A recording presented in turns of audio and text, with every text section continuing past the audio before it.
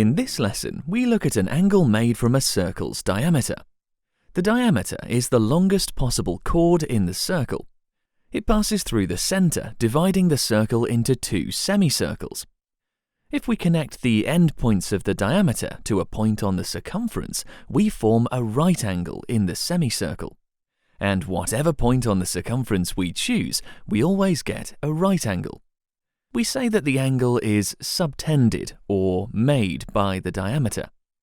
And so this theorem is sometimes stated as the angle at the circumference subtended by the diameter is 90 degrees.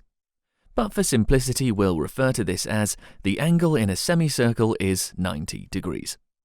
And whatever diameter we start with will always form a 90-degree angle at the circumference.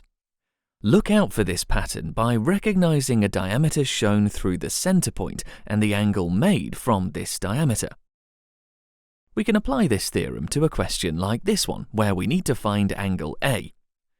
We recognize the diameter through the center, and so we know angle B, the angle in the semicircle, is 90 degrees. With two of the three angles in the triangle known, we simply use the angle sum of a triangle and subtract them from 180 to give angle A as 55 degrees. In this problem, we need to work out angle X. Notice we have an isosceles triangle formed by two radii. Since the base angles are equal, we know that angle Y equals 25 degrees.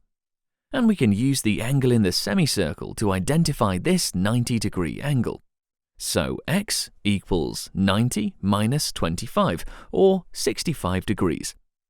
And we can summarize our working and show the abbreviated reasons we used.